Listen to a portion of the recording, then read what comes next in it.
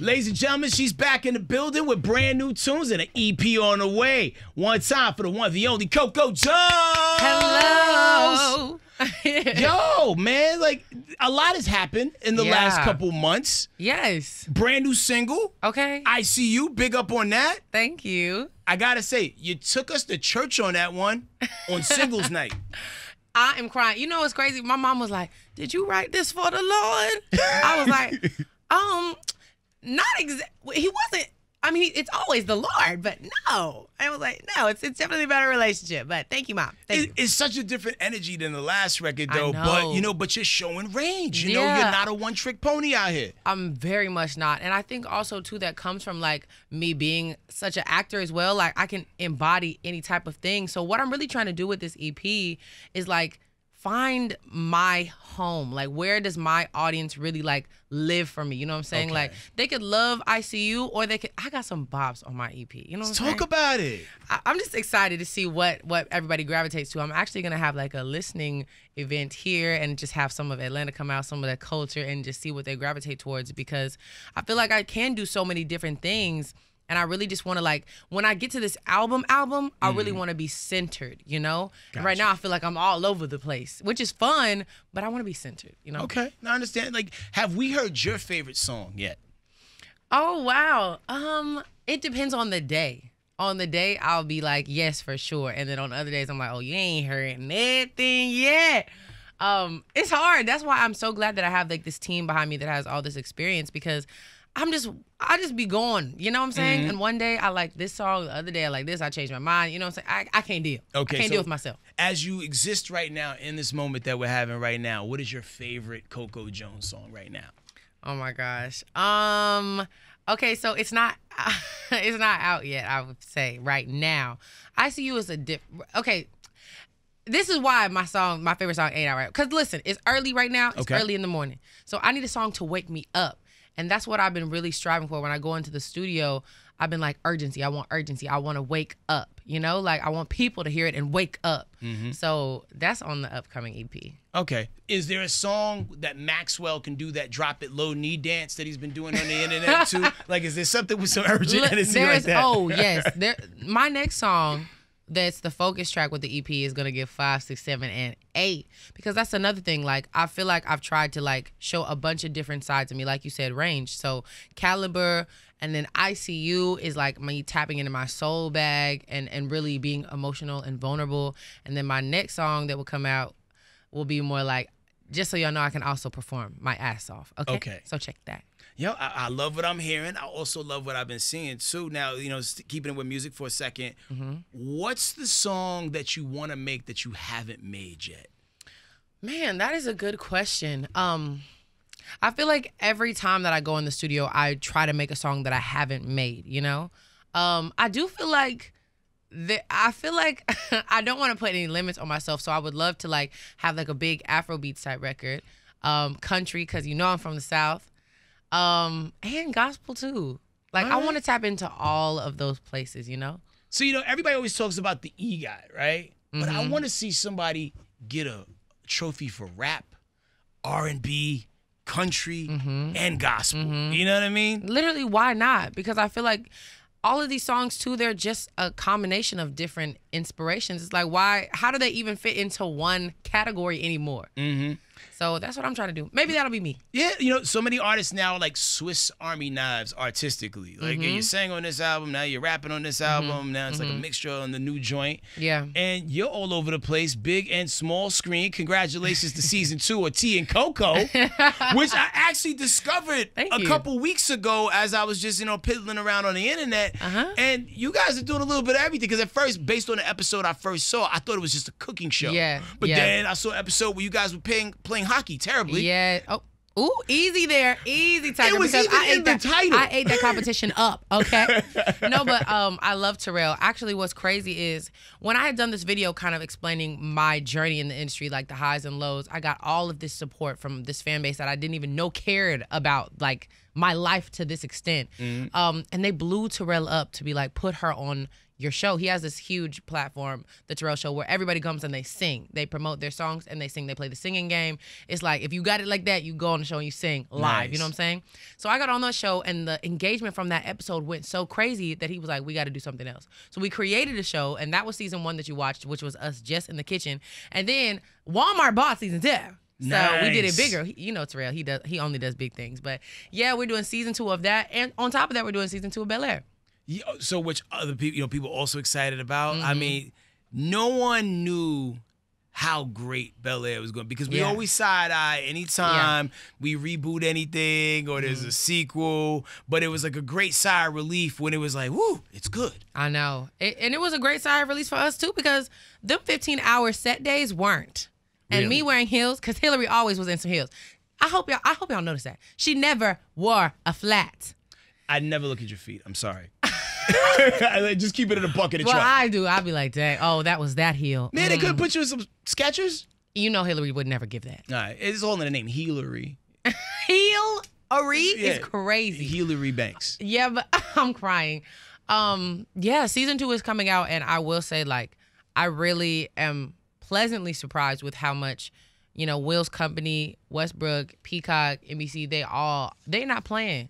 Like, they saw how we left at such a high, and they want to keep up that same momentum, those same stakes and everything. So I think it's going to be really, really good. So this is interesting, too, because last time we talked to you, it was pre-slap, right? So now that we're here now, right? Like, when Will shows up to the set, is everybody, like, kind of like, you know, head down, like, you know, or has anything changed with the way that people treat Will's post-Oscars? Will is such a star. When he walks in, you sit up straight. Okay. Shout out to Nikki for that bar. But no, he's just so dynamic. And honestly, like, we all want to be like him. We all are up and coming. And we all haven't made like a name the way he is. He's a household name. So it's more about like, listen and learn, you know, from greatness. Yeah. So like, what could you tell us about season 2 that won't get you killed off for telling it? I'm crying at killed off. Honestly, it's not. No. I can't. Because we literally are just starting it. Okay. So I don't even know what's cleared to say. Understood. Normally when we're getting closer to the end and it's getting like, okay, now we're about to do our promo runs. Like, these are things we can say. I don't know nothing. So I ain't saying nothing. Man, your PR game's strong. Thank you. Thank you. Media training on deck. Man, I mean, but like, you're attached to so many dope things, right? Like, you know, Coco, out of everything that you have going on, what, like, you know, makes your eyes light up the most? I mean, everything, because I was talking to one of my friends about this, and I was like, literally a year ago, if I would have told myself, like, oh, yeah, you're actually going to have a song out with Babyface on his album. You're going to have a nomination from Soul Train for the Best New Artist. You're going to be on this hit show called Bel-Air. You're going to have a single out and another single out and an EP coming out. I'd be like, girl, be for real. How? I'd be like, how? Literally how, you know? But I really am just so grateful. It all makes my eyes light up because I could have never orchestrated it to come about this way. I just had to trust that it was going to, you know? And I'm just happy and grateful. And it's a lot of work now. I will say this. Indeed. Because when I get off that set, I get into that studio. Okay? Because I want to make sure that, like, I don't just make a name for myself in acting. Music is where I started. Without music, there would be no acting. So I'm really just balancing a lot. But they all make my eyes light up. It's all beautiful to me. Dope. So I got 2 questions with that. So when you said that, like, you know, how could all these things come to fruition? One, what was the thing that sparked everything off to where the trajectory started rolling to where all these things can happen? And 2, what do you attribute your work ethic to? Because some people can only just do one thing a day and that's it. But yet you got the drive and the hunger to keep it going. What fuels you? What triggered everything off was my mindset. And when I started to feel like, okay, I deserve these good things and I am qualified for those things, you know what I'm saying? That's when I feel like my narrative shifted and opportunities came to me. Because I did feel like I had like limiting beliefs, like, oh, they probably want a light-skinned girl for this, or, oh, I'm too tall for this. Like, literally all these things about myself that I can't control. But when I shifted my mindset, I feel like my environment did change. And also, because I shifted my mindset, I did more. I did more content. I posted more. I did more covers. I talked on YouTube. I told my story on YouTube. I would have never, ever, ever done that before, you know? I don't know why I did that. Actually, I do know. It was because this tweet, and this tweet was like, oh my God, what happened to Coco? And then I responded to the tweet, and then they were like, tell me more. And then I made a video. But anyway, like my mindset shifted, and then my actions shifted to match my mindset. And how I keep my work ethic, I think I remember when everything moved slow. I hated it there. Like when you have an idle mind, it's just the devil's playground for real.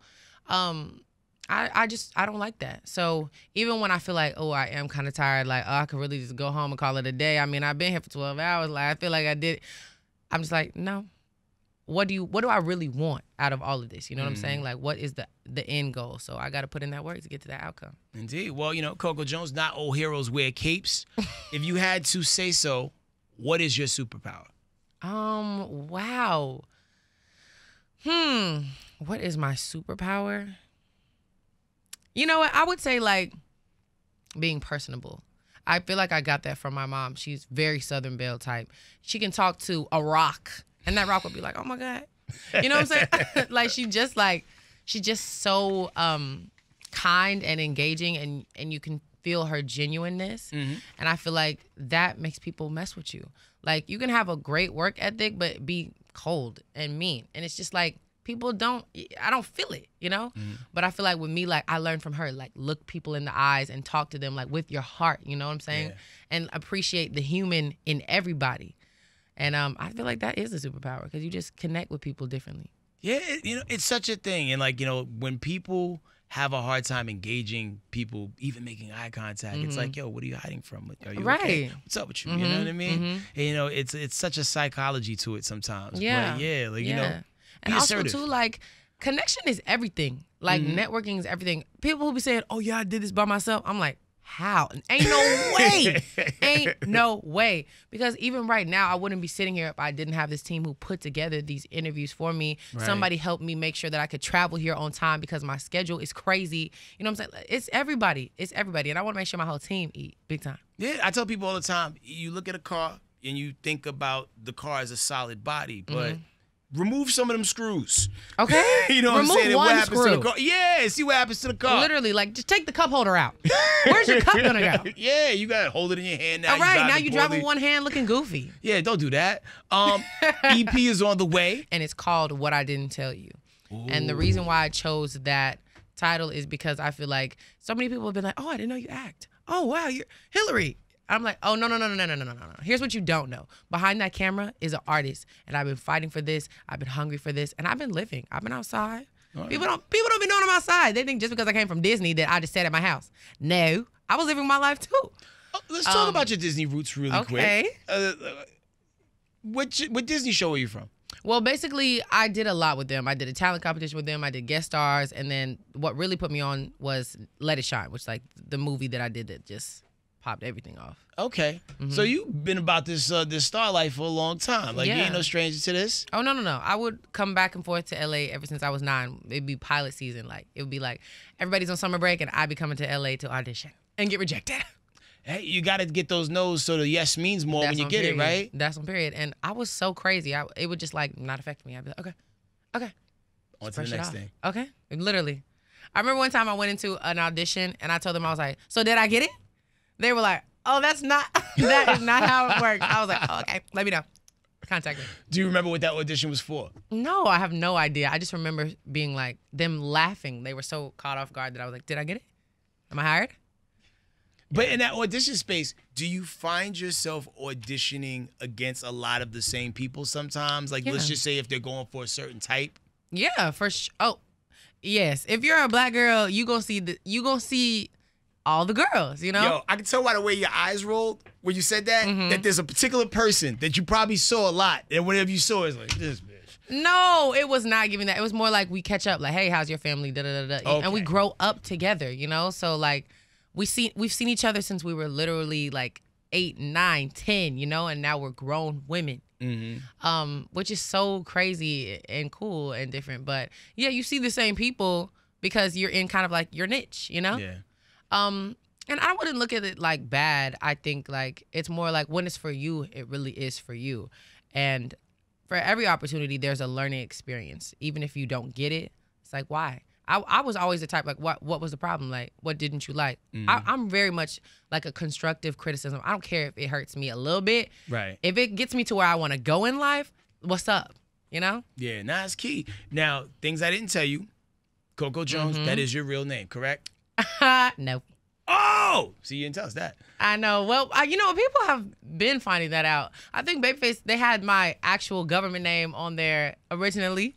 It was Babyface featuring Courtney Jones. I was like, now you know good and well. Damn, did you feel like your cover was blown? No, because I've also, I've been around so long, I feel like people been known my government name. But yeah, what I didn't tell you, Courtney Jones, my real name. Okay, so do you feel like the stories that you're telling on that, I mean, it's 100% you. You feel like this is the essence of Coco Jones. I feel like this is who I am now, but I also feel like I'm still discovering, you know? I think a good and bad of being in this industry so long is I can play characters so well that, like, sometimes I think I'm me, and then I'm like, I look back and I'm like, girl, no. You know, because now I feel like I am me. So, but really, that's just evolving. Everybody thinks that they are who they are until they grow up, and then they're like, I am not that. You know what I'm saying? I don't know when people really are their truest self. Like 50? I don't know. But I mean, y'all tell me.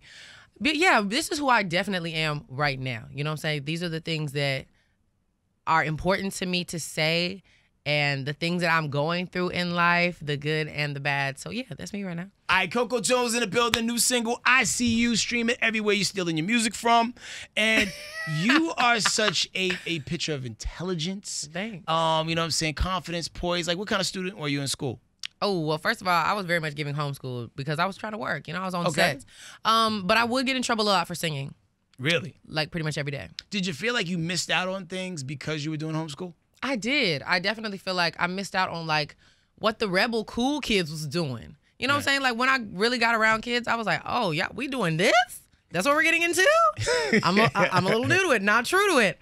But, like, that was good and bad because I also feel like what I gained was, like, this work ethic that's, like, way beyond my years. And, like, this wisdom, too, because being in the industry, like, you just kind of grow up a little bit more, you know? Gotcha. In a different way, in a business way. But in a real life, like, teenager way, no. Gotcha. You're stifled. Well, you know, when you were a kid watching TV, did you ever watch game shows? Yeah. Did you ever watch a game show and be like, I could do that. I'd smash that. I would really just watch shows with young kids that look like me and be like, okay, bet. Gotcha. Well, we have a game show here on the Morning Oh, Hustle. Lord. It's called the $1,000 Cash Grab, right? Okay. And the way it works, it's 10 questions in 60 seconds. If you get all 10 questions correct, you win the game. Now, I'm sure you're good on money, so you don't need ours. But you're going to play the game the same way a listener would play the game. Are you game? Okay, yes, but what if I don't know the answer and I don't want to say something goofy? Okay, great. And we'll come back to it if there's enough time. Okay. You can even get a free answer from me. So would you like me to give you a free answer just so you'll have it and you can know where to park that answer when it's time? I don't know. Sure. Yes. I'm going to say yes. Okay. I will say the answer you'll need to know is New York. Cooperstown, to be specific. Oh, hell. Okay? Know where to park that answer. It will come in handy. Coco Jones is on deck. All right, it's the $1,000 cash grab. We about to pop this thing off. Are you ready? Okay, but I just want to say PSA, I went to homeschool, so nobody judge this. You're going to make people go to real school if this doesn't go well. Okay, please. Education. All right, here we go. How many years are in a century? You act. Wait. 20, 25, 50, 100. What do you call the liquid that flows through your veins? Blood. In Finding Nemo, what kind of fish was Nemo? He was like a clownfish. What is the name of the building in Washington, D.C. where Congress meets? The Congress building. What do you call someone who writes books for a living? An author. Which are you most likely to see at night, a moth or a butterfly? A moth. They're annoying. If you have a boogie board, are you going to ride the waves with it or tear up the dance floor with it? Ride the waves. Cali. If you have trouble seeing things that are far away, are you nearsighted or farsighted? You're farsighted. Can't see far. Which is more, 8 times 3 or 3 times 8? They're the same. In what state would you find the Baseball Hall of Fame? Pass. In what state would you find the Baseball Hall of Fame? Oh, that's the last one. Yeah, they love baseball. New York. Boom, you got it, and that was right. Was that correct? That was right at your time. Yeah. So you hold on, I kind of did all right. You got 3 wrong. That's not bad to me. That's not bad. That's not bad to me. C. Oh, I passed. You did pass. Come on, this is literally me in homeschool. Wow, it's a flashback. A C here is an A in Mississippi. How many years in a century? 100. Okay, I did get that later on. What is the name of the building in Washington, D.C. where the Congress meets? That's the Capitol. If you have trouble seeing things that are far away, you're actually nearsighted. What? Yeah. Now that doesn't make any sense because I can't see far. It's the far side that I can't see, the far one. I understand how it trip you up, but one thing that like jammed a lot of people up and you nailed it was what's the more like 3 times 8, 8 times 3, and you know what's crazy? I was really good at the multiplication tables, but I don't even want to say that because I don't want any more games where you test that. So I never mind. No, you're good to go. You passed. I feel like I ate that up. You did. Thank you, homeschool. That should be the jingle if they have a commercial for homeschool. Okay. Like a homeschool. Can you hit it one more time? Thank you, homeschool. That's going to be like the new Everest College thing. Okay. The right college for free. Coco Jones is always a vibe when you pull up. So one more time, when we get in season 2 of Bel-Air, I know y'all just yelled action on set, but very much. Okay, didn't even finish action, the word. I would say February, March, like last year. You know, it puts a lot of pressure on us to stay alive that long, but we're here for it. Well, you know, there's just a lot going on in the world. I think we beefing with China right now. Like, Bluton, he's real skitsy. I don't know what's going on. Don't add these questions to the little quiz, because I ain't know nothing about none of that. Thank you for entertaining us to take our mind off the terrible things that are going on in the world. We see you. All right? Ladies and gentlemen, that is Coco Jones. Be sure you check out the project when it drops. And thank you for pulling up on the Morning Hustle. Thanks for having me. Anytime. We are the Morning Hustle.